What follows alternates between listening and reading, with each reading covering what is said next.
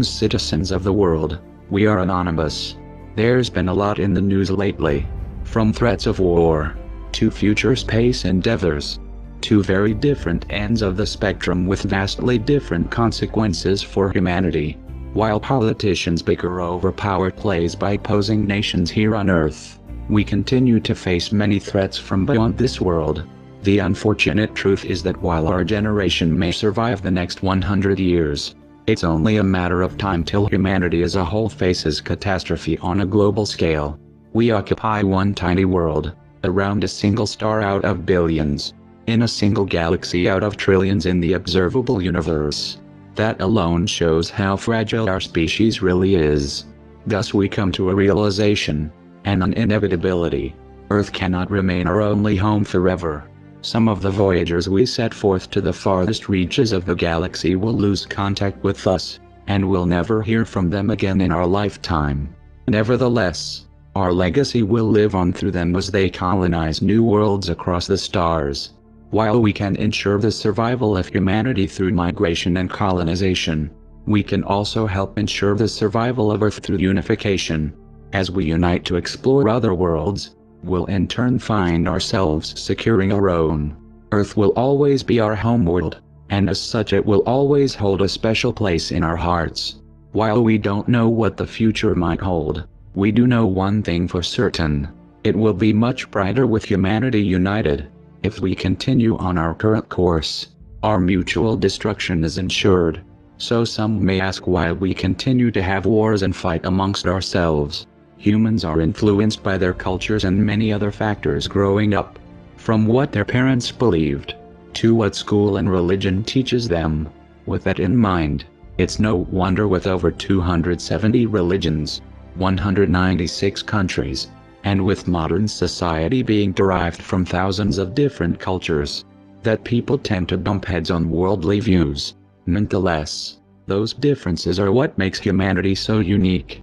Rather than being used to divide us, they are precisely what should be bringing us together. From art, to food, and even technology, those differences in culture make humanity, and that's what should be celebrated. Every year we do share in a celebration. People from all over the world come together to celebrate the new year. We stand together and share in our cultures. And for one day we are united as a planet.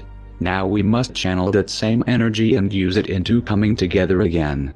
Not for personal gain, not for the promise of money or fame, but to embark in the greatest journey humanity has ever made. It took just 12 years to go from launching the first artificial satellite, to landing humans on the moon and returning them back to Earth safely. In the 43 years since Apollo 17, humanity has never gone back, nor accomplished a greater manned mission. Not for a lack of money, nor a lack of technology, but because priorities changed and collectively humanity no longer has the drive to venture beyond Earth. With that being said, the direction and future of humanity itself is on the line, and our priorities must be clear. Due to the theory of special relativity, interstellar travel is possible within our lifetime, and entirely doable with technology that on a much smaller scale already exists today. Therefore the choice is now entirely up to you. Will we unite as a species to ensure the survival of the human race and explore the unknown? Or will we continue to fight each other and play Russian roulette until all the chambers are loaded?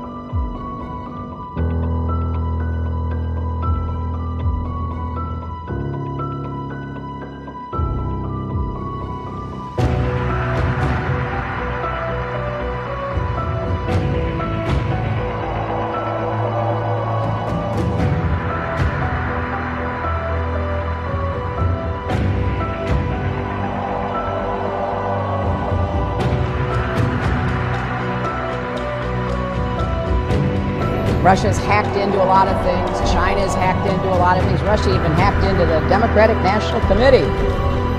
Maybe even some state election systems. So we've got to step up our game. Make sure we are well defended and able to take the fight to those who go after us. As president, I will make it clear that the United States will treat cyber attacks just like any other attack. We will be ready with serious political, economic, and military responses.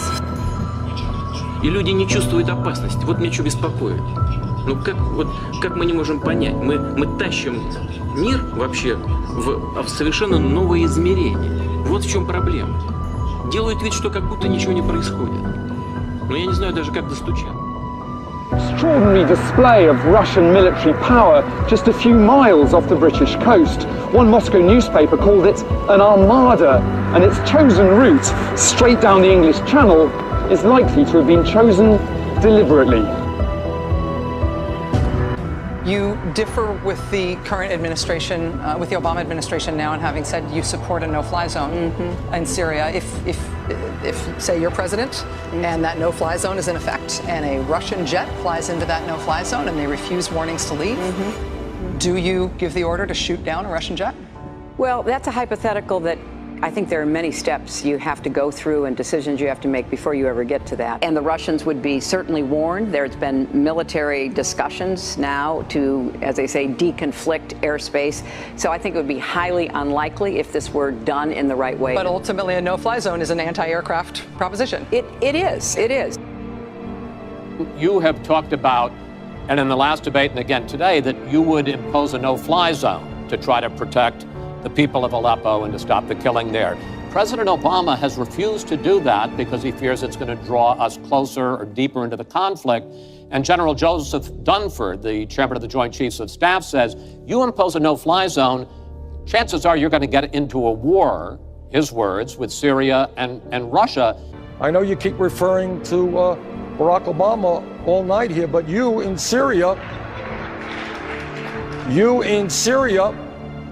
talked about a no-fly zone, which the president certainly does not support, nor do I support, because A, it will cost an enormous sums of money. Second of all, it runs the risk of getting us sucked into perpetual warfare in that region. Right now, Senator, for us to control all of the airspace in Syria would require us to go to war against Syria and Russia. That's a pretty fundamental decision that certainly I'm not going to make.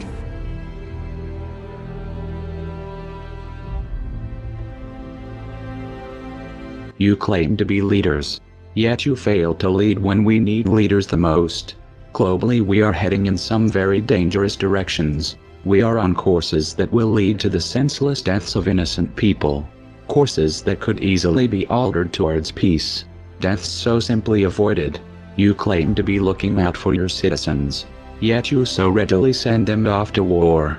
Young men and women are sent to kill each other in the name of their countries. And for what? For vengeance. So you can have a moment of satisfaction before you come to your senses and realize how much you've lost in your bloodlust. We're all upset when something bad happens, especially when it's a pointless loss of life. However, that doesn't justify more senseless loss of life by our hands in response. All these pointless wars, so many lives lost over thousands of years, all over a sliver of a tiny blue dot. Do you even comprehend the magnitude of what you're doing? Humanity has the opportunity to expand well beyond the boundaries of this world. The universe is ever expanding, and its resources are vast. You can either see to it that we all die on this rock, or that we prosper as a species in this universe. The choice is yours. One thing is certain: if this pointless fighting doesn't stop, more innocent lives are inevitably going to be lost, and their deaths will be on your hands. You have a choice right now to really prove you're the leaders you claim to be. To put the citizens before your own comforts and desires. To promote the unity of our species rather than the division of our planet. These are your brothers and sisters. Do not condemn them to fight your battles and never forget them.